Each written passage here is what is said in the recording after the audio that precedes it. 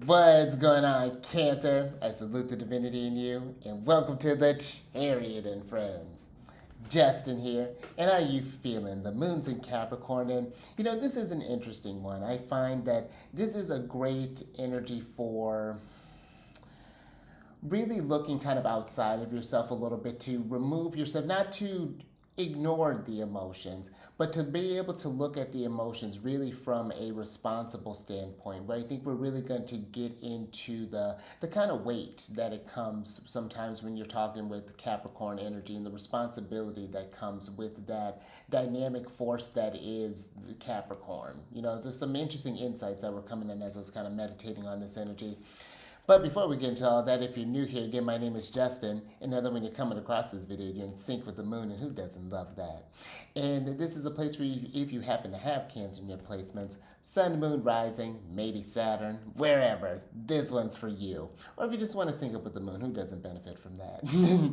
And I do tarot card spreads based on that lovely luminary, the good old moon. You know what? I guess it was a little cloudy the last time I saw her, but it's really nice to just be able to just to watch the moon rise. I really am just like in awe with that. She's rising later, so I'm going to bed at this time. I don't think she's supposed to get up till like 11. Doing a lot of moon. But I'll talk about what sign it's in, what phase it's in, and when it's going to avoid. Of course, just all them lunar shenanigans. And just so you're all aware, this is a general reading, not a one-to-one. So take what fits into your story, discard the rest, and everything will be dope, Cancer. Now, let's jump into it. Because there's some interesting things I think to talk about on this energy here. We got a lot of conversation that was coming up again or not again, but that was coming up in your general energy that we'll get into in a moment. But depending on when you're watching this, happy Venus Day. Venus is associated with Fridays, and I find that Venus days can be a really great time for just doing just some self-care things for yourself. Like this could be where I usually like to take a little extra time. So these are like my shaving days, to get beautified. But but literally do some sort of like beauty regimen, something that it doesn't like just gets you feeling more attractive. Not just in like a sort of sexual way, but more so just in like an energetic way. When you're feeling at your best, when you're like, yeah, I look good, or like you're putting on that favorite thing, or blah blah blah, it can really just help you. You become a magnet for more of those sort of energies there. Venus does, interestingly, I think Venus and the moon have an intimate relationship when it comes to like emotions and things, because Venus can rile up a lot of emotions too and encourages this energy of expression. So this could be going around and appreciating things of beauty, nature, go to an art museum, go to oh goodness, go to a band sort of thing, maybe like an orchestra or something along those lines, or go to a jazz club, but just something where you're doing Venusian type activities, because it's those sort of things that make just life experiences just more pleasant. You really can't. She may be like the lesser benefic, but Venus can really bring a lot of abundance when you work with that energy. And another thing that I like doing, great for relationships too, maybe scheduling a date or just hanging out with friends and things, but community. But another thing that I like doing on Venus, or these just kind of planetary days in general, just thinking about my relationship with Venus. Where is Venus transiting for me right now? Venus has been going back and forth between like Pisces and Aries, so that's my 8th and my 9th house. But it's been very interesting what's come up in my obvious things in my 8th house, but very fascinating things in the 9th house for me. And so, it's really neat to pay attention to those transits. Like that I'll give you an example. That's the house of like spirituality, religion, different cultures and things. And I've been exploring different cultures, looking at the I-Ching and even looking to like Jewish mysticism and things of those nature. But just even beautifying more of the ritual process. Getting like I got a case for my yarrow sticks that's coming in here any moment, and just like having candles around, incense, just thinking about those sort of like, again, and just doing different rituals that rile up different emotions that help me to attract that kind of connection with spirit.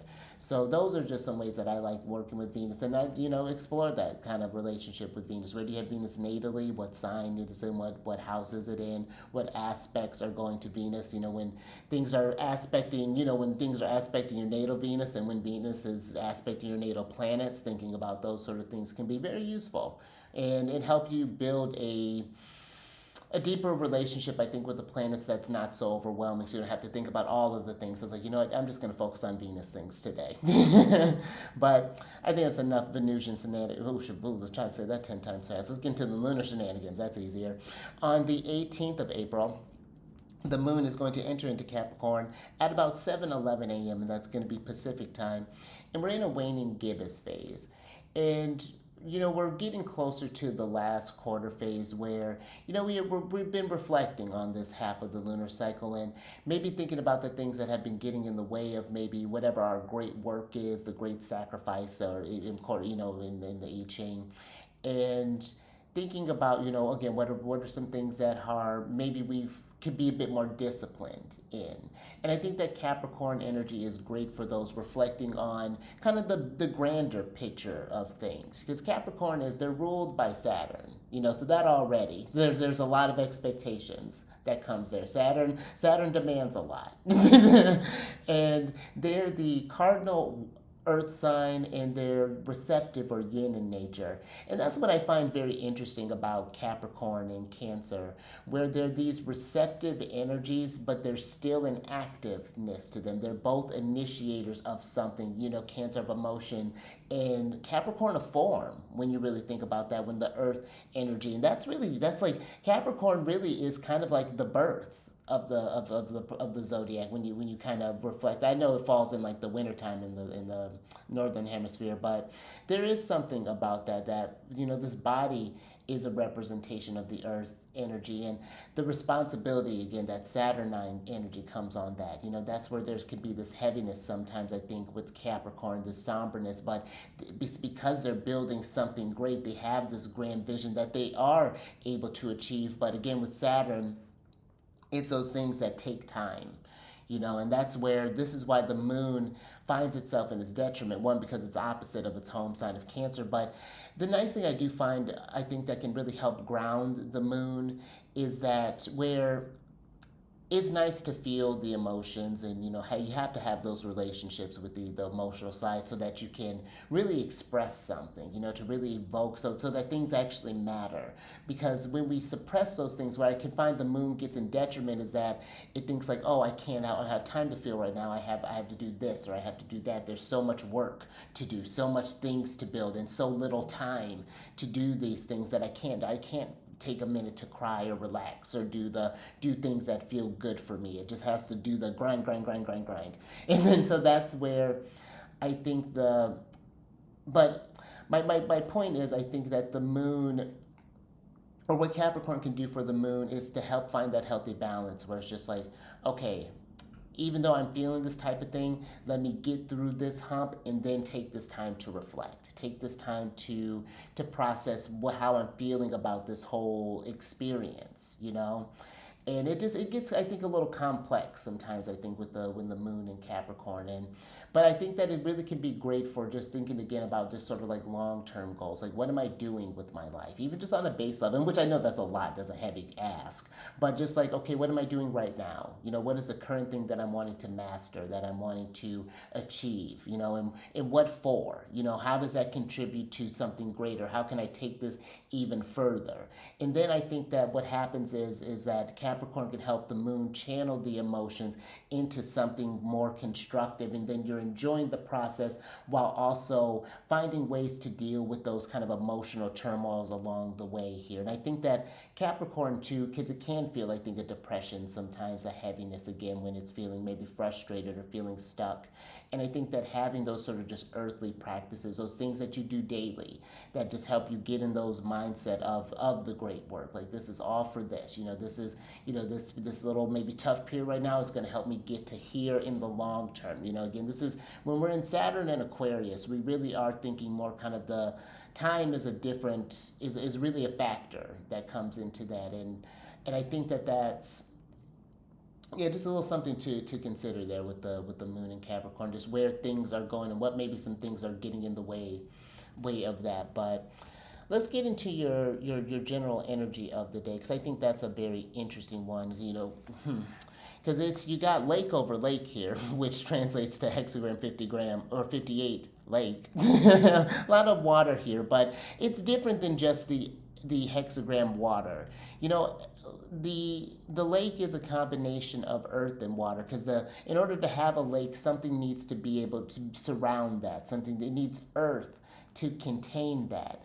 And even when I was remember reading something in Aleister Crowley or in one of the I-Ching books, and it was talking about how Aleister Crowley he refers to the court cards to certain hexagram, and this one would actually be the hexagram for the Queen of Cups since it's a water energy here. So I even thought that was really fascinating. You know, there's still emotions that are coming up in the mix, and there may be something to an energy where I'm just getting a message just right off the bat of just looking at maybe things that we've been suppressing just because we've had maybe other responsibilities.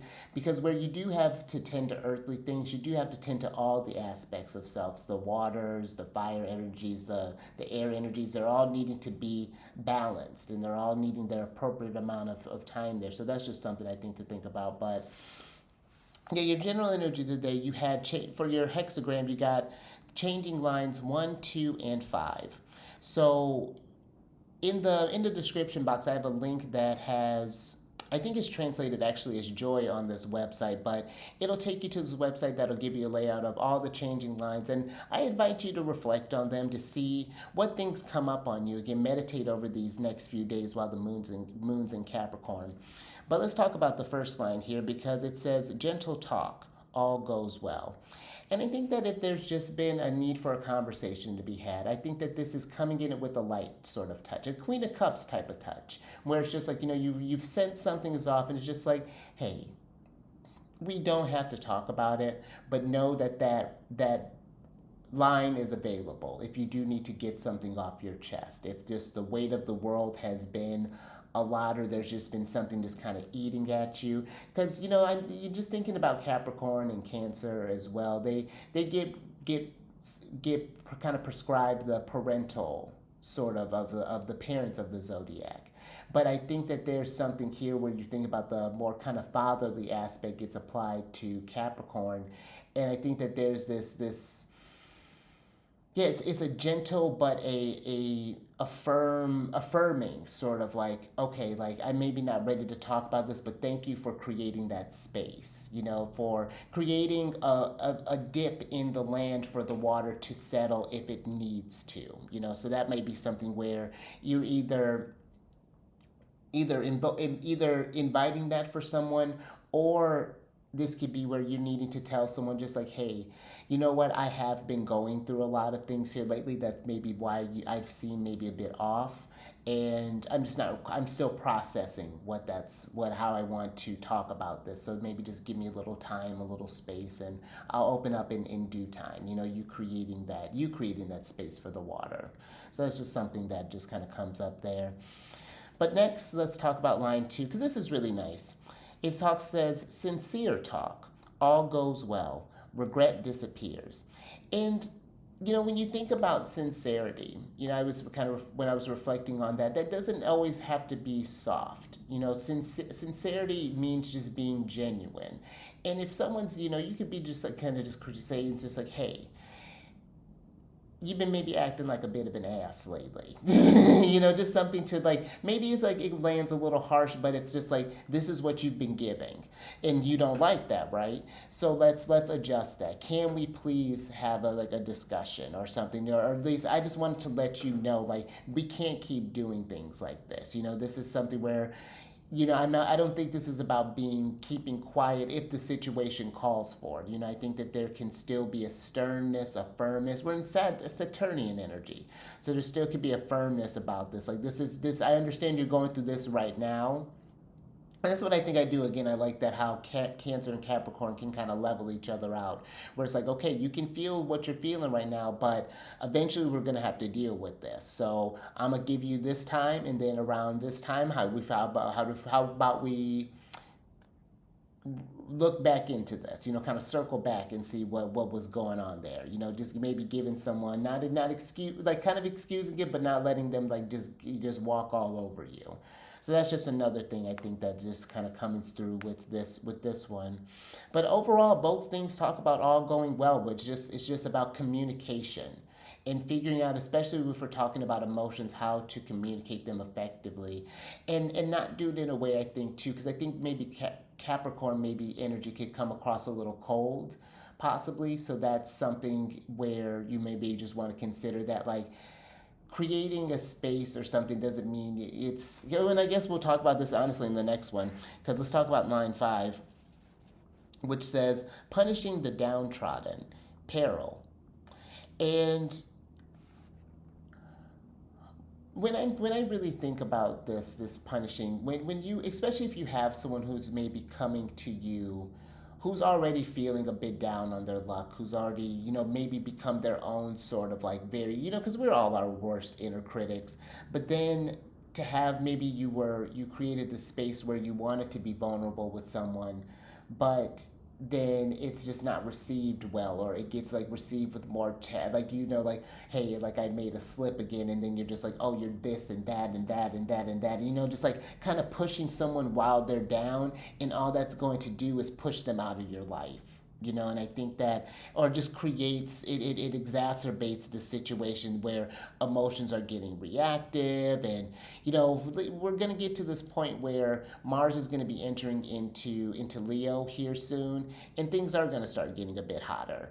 And so I think that we want to be mindful while we're still wrapping up this time in Cancer, maybe just paying attention to how we're responding to people. Maybe like, yeah, that okay, maybe someone made a mistake, or kind of screwed up. And that's not to say like if this is something that's been repeated, again, we can have a sincere talk about this where it's like, all right, you know what? I said the last time that this was going to happen that I wasn't excusing this, and now I'm starting to not respect my boundaries. So now we're going to need to really kind of sit down and talk about this a bit more, because if this was really, if things can't change, then I'm going to have to be this change. You know what I mean? So that's just something where I think there's a bit of tact that's coming in this as well. And I think Saturn's good for that. I think that because Saturn is exalted in Libra and rules Aquarius traditionally, so Saturn knows its way around some words, and I think knows how to do things where there's reciprocity. As long as you get, I'm gonna give this much as long as you give this much. And I think that's something that Capricorn is good at too, thinking about how we're investing our time and our energy into things as well. I think there's a strong discerning energy in Capricorn that I don't think really gets mentioned, but yeah, just something to think about with your general energy. Let's go ahead and switch over and get into the tarot as we kind of break this down some more. But last couple things here, these readings that I do, they're not gender specific readings, so apply these energies to people as they make sense for your situations. But also I'm going to be talking about different topics as far as like money, legal advice, things along these lines. But these are by no means professional advice or anything along those lines. Go seek out your doctors, your lawyers, your financial advisors, your healthcare specialists, things like energy healers, all those sort of things. So that's just something to, just a little disclaimer there. But what I'm going to do here is pull 6 cards, and they're just going to cover various themes, of course. And I'm going to get clarifiers for cards 1, 2, and 5, since those were your changing lines there. But let's go ahead and get to your first card, which talks about any sort of like short-term money matters or things along those lines.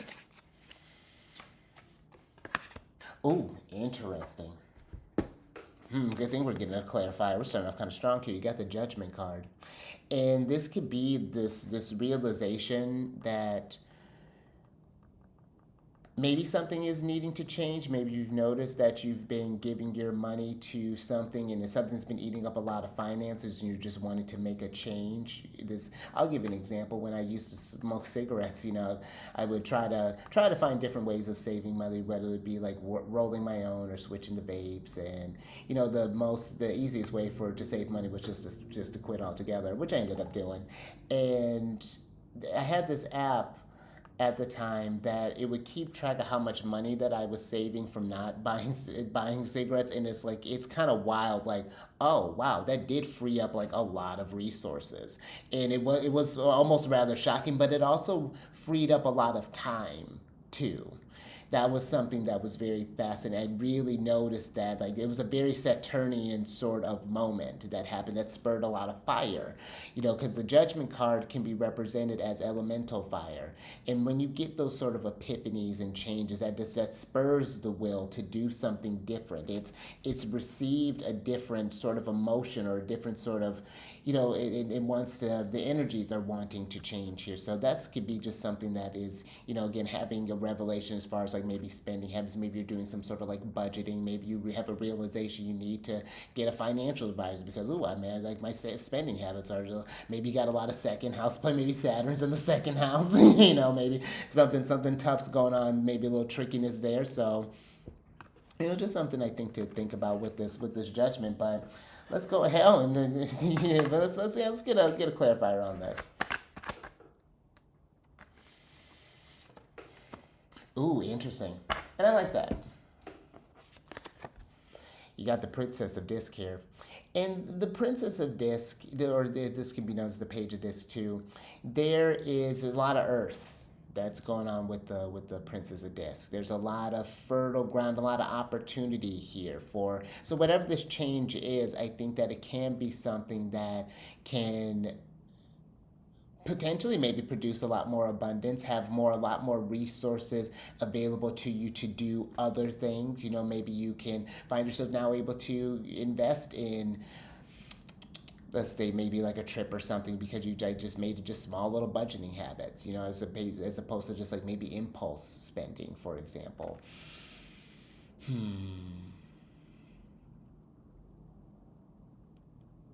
This is to me too. I would look into any sort of like maybe financial investments if you are, if you're coming into this with any sort of like financial things, looking like whatever stocks or however you can find a way to get money flowing more. Maybe this is looking into like how donation works, or maybe we're doing more stuff. Looking for more things for like taxes. Again, something I think you would need. Yeah, definitely need like a financial advisor for.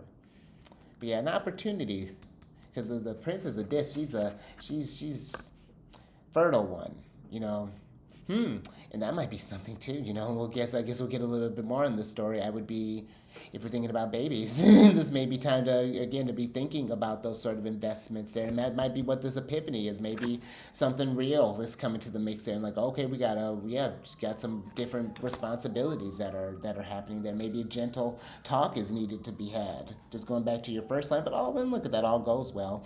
But that might be some, just something to think about, where it's just like, hey, it's here, that thing we've been wishing for. It's that time. So yeah, just a little something to contemplate. But let's get into your second card here, which talks about any sort of like medical matters or things along those lines. Let's see how the hell's doing. Ooh, interesting. Another major here. You got the Lovers. I think that there is a choice that's maybe needing to be had. This could be like whether we're getting ready to have some sort of surgery or not. This again may be looking for some sort of like, and that might be a realization, maybe from this Judgment card. Maybe we're realizing we're having to talk with it's like a specialist or something, where whatever that, just getting about a procedure.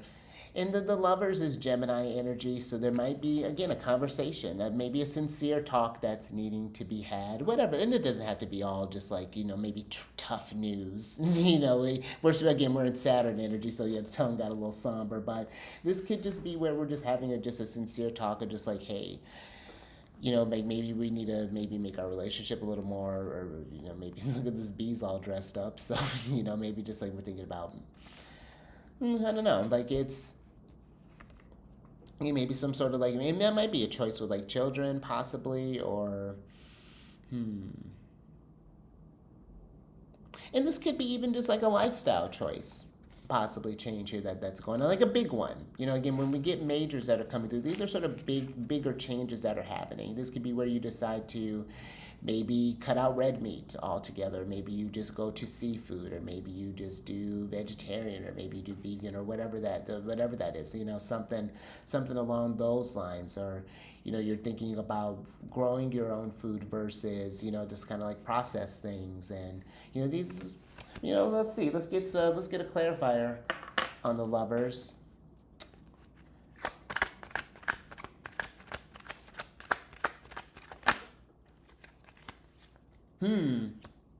Man, that's interesting. So you got the Wheel of Fortune here, or the Fortune card. And that's Jupiter energy, and Jupiter's in Gemini right now. In the mind, there may be something here. I'm just getting where we're getting into, that might be interesting. The wheel just jumped out of my hand. Maybe feels like things are starting to move outside your control. Again, some bigger things are churning in the mix right now. We're needing to think about Capricornian things. Like, you may feel a lot, but you can feel a lot and still get some things done too, is what I'm kind of getting here. Is not letting the feelings overwhelm the work. You know, where it's just like, okay, yeah, this is real. We're going to really have to sit down and figure out where things are going. This is not something where I think it would be beneficial to just take a back seat, you know, on this, and just sort of wing it, you know, let things unfold as they will. I think there really is a need for some structure with that and I mean, you got it. Princess of Disc is about as earthy as it gets. You know, again, where yeah, I think there's a choice here in this. Yeah, something that's changing, something, the flow for the better.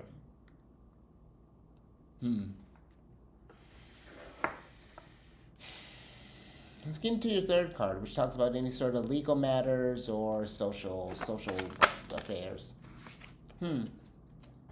Oh wow, how fascinating. So you got the Eight of Swords here, which again, that's Jupiter and Gemini. And you know, Big Papa's still, you know, got a little while it's in Gemini. And this to me, where one I'm getting that there is something where we're just like, we're really in our heads right now, really sort of paralyzed. Maybe you're thinking about like, oh my gosh, like, again, maybe I'm pregnant, so I got to think about like, how am I going to set up for, I mean, all the things that comes with it. Like, this is like a child, just you know, not having my own child. Like, that's like, you know, it's like, what do I feed it? You know, you know, what oh gosh, I got to get clothes, the cost of clothes, you know, the food, the cost, you know, just like all of those things. And I think that it can be where we're just in a maybe. And there may be something where you need to talk about this again with either some sort of specialist, of course, obviously, but even just maybe talking about this with some sort of friends can maybe help you to kind of free up, to help you broaden your view of something here. You know, like this bird carrying this rope gives me that we're kind of going around in this event, in this current challenge, and we're holding on to the thing that's like keeping us bound, when there's all this other perspective that can come. There's something more available here with the Eight of Swords. You know, the only thing, like, the Eight of Swords really is one where we get in our own way, where it's like analysis paralysis, and really just like, hold on, let me overthink this real quick. And it's never really quick. It may be quick as far as like you think about it for a while, and it's like, and then you move on, so you don't have to deal with it anymore. So that's just really interesting how that's showing up here.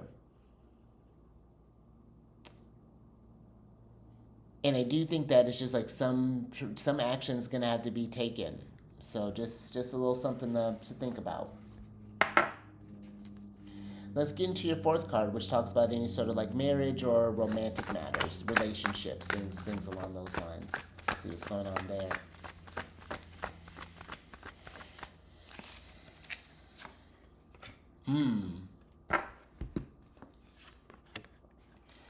So you got the Knight of Wands here. And that's interesting. I just got like the meeting a challenge with the Knight of Wands, and this could be where you're needing to, you're a married couple, and maybe this, you got this, got a new. And I'm just using this just as an example, but just like you got this challenge, and how are we gonna tackle this together, because it is us that's in this, maybe where the person may be holding the baby, for example, but that doesn't mean that the force, once it's done giving that force, that it just like is done. There's something where it's like we're here together in this to keep this fire, this new creation, or whatever this is, this new choice, this new kind of epiphany that's going on.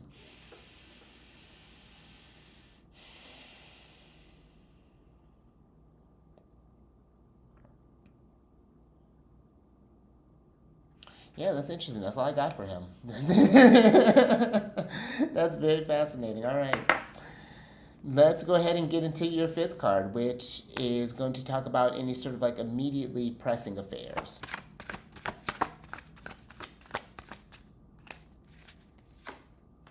Ooh. I think we're getting a clarifier, because you got the moon card here, this Pisces energy. And we got a lot of, we're starting to slowly get out of where there's such heavy Pisces.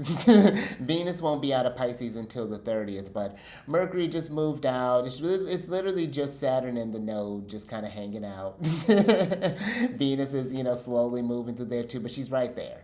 By the end of the month, I think that there will be, again, more clarity. The sun will move into Taurus. But right now it feels like, maybe the immediately pressing thing is just like you're not sure what's going on. We're like this sort of like this rabbit in the dark, kind of needing to feel your way through this thing right now. There is, I think, there's an intuitive side to Capricorn. I think that I think they can get such a structural sort of thing, business minded, that you can forget that there's a lot of creative capacity to Cap. And I think that as you're feeling through this, there are physical ways to ground yourself in this, like really tuning into the body in a deeper sort of way here, because like the body's an antenna for what you're feeling through right now, and then where you can get certainty, or as far as like where the path is kind of going right now. Yeah, let's maybe get a clarifier with this moon card.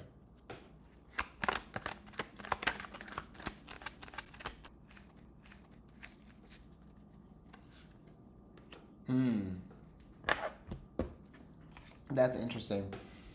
And actually great, because you got the Ten of Swords here. Because now this to me seems like the death of some idea. This is the last stop of the Swords suite, in a sense, of the minors, before you get to the court cards. And this is heralding the end of a delusion. But in some sort of realization, maybe, of things that's happening, a previous world is crumbling.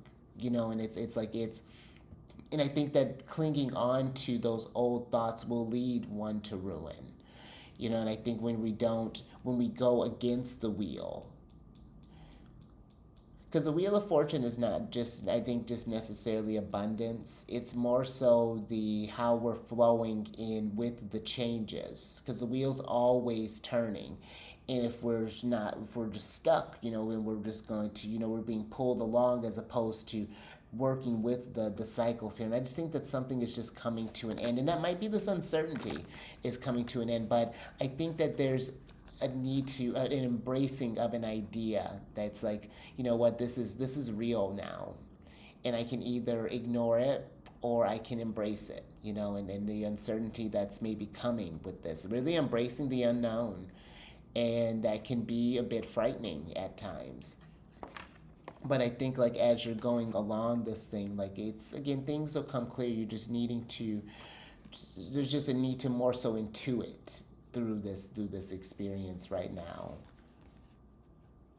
A patience that's being asked here, I think, with the moon card. Let's get your last card, which talks about any sort of which talks about the destiny, or the karma of the situation.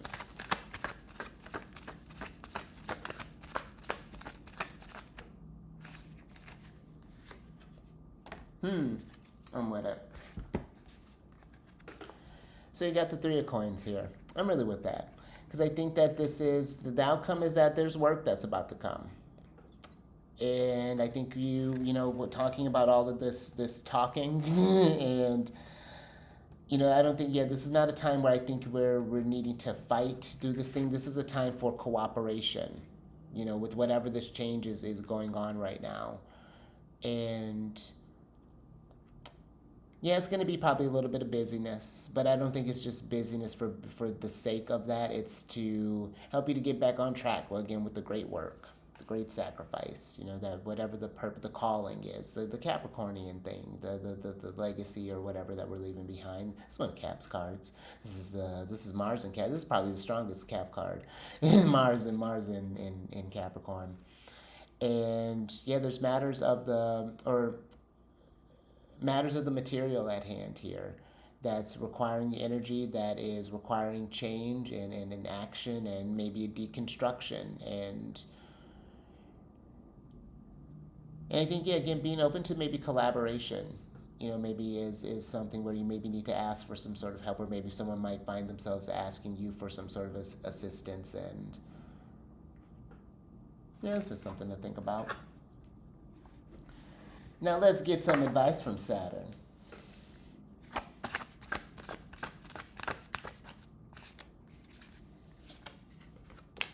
Oh, look at that. Saturn said, let that go. You got the Ten of Swords again. And let's go ahead and switch back over. That's really interesting when that happens. I think with the Ten of Swords is the advice. Like, this is really like, you may there's a shift that's happening, and you may find yourself where you've maybe been at a low for a while, but this is where the turning point happens. They don't really, from really when you've reached the Ten of Swords, like you've thought something to death, and now this is the time to unpack yourself like this rabbit up out of that hole. Grab all your stuff that matters, from the situation, the things you learned from this, and get out of there. Like that's this place, this kind. Oh, I love this. Just looking at that, this comfort zone, and then maybe this hole that we've stayed in. It's not the spot anymore. It's time to migrate. Look at these birds. Look at, I love that. I love this. It's time to move on to something different. And there's a Sabian symbol that talks about this. It's one of the Aries ones that talks about the cycle of the V shape of the geese when they're flying south or flying to somewhere warmer. About the tuning into the natural rhythms of the world, of the earth. And yeah, there's this.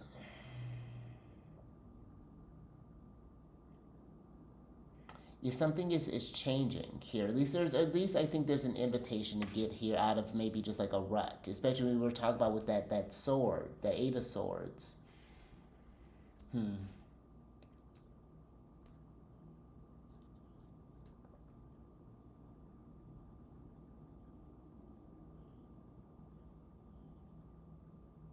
Yeah, I'm just getting a message too. I'm just noticing just the lack of cups. Like there's.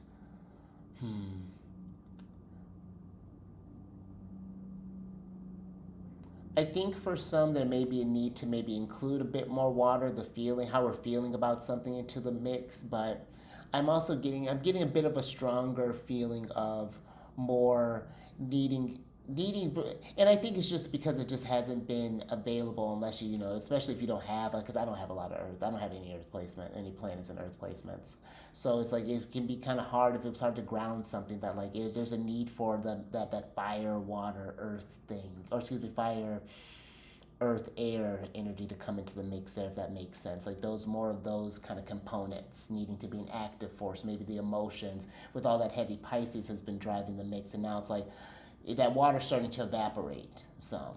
So, there's something I think to think about there. But if you like that, if anything resonated with you, give it a thumbs up. And share this if you know somebody who can get some nuggets of wisdom from this. And then subscribe there, you moon. Hit that bell button to get notified on all these videos each day. And then let me shuffle for your surprise cards here. But if you're wanting to find out where Big Papa or any of the other celestial bodies are at, in the description box, there's a link for my other channel, Alchemist 8, where I do that. I release videos every Wednesday, just talk about the transits and yeah, just how to work with the energies. Like it's a really good time. And yeah, just tell you how to put that stuff, utilize the stuff into like practical application.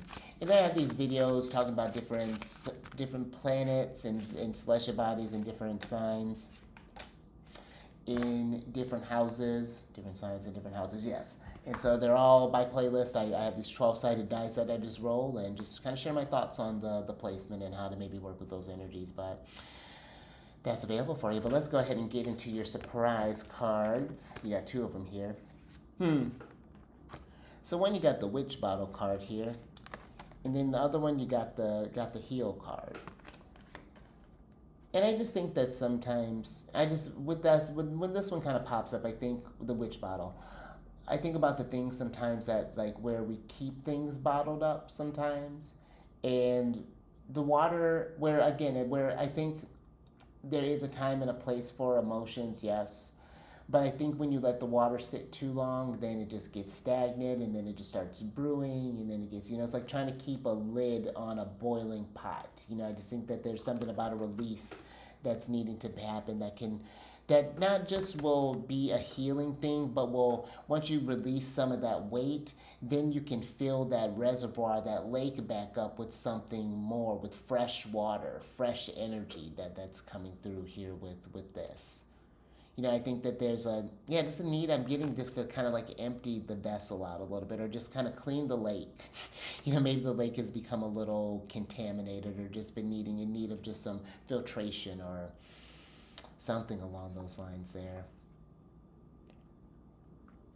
I'm even getting a thing for just like energy protection as well. Maybe something where, as you're maybe going through some sort of process, some kind of healing process, like just having just little things to, kind of earthly things to just kind of help you kind of ground you. That's just another sort of thing that's coming through there. Maybe looking for uses of things that you can put in witch bottles and exploring that sort of thing, different healing sort of magics that you could explore with that. Maybe working with like, I could see, like storing different herbs or different oils, things along those lines. So it's made like a longer kind of shelf life there. This is just another thing that's, something a part of your Venusian practice. But yeah, that's just something I think to just consider if you want to take that. But that's all I got for you. So until next time, stay mindful out there. Keep eyes on that moon, because she's active. And I will catch you. Oh, where am I going to catch you? On the next one. Oh, okay. Sunday.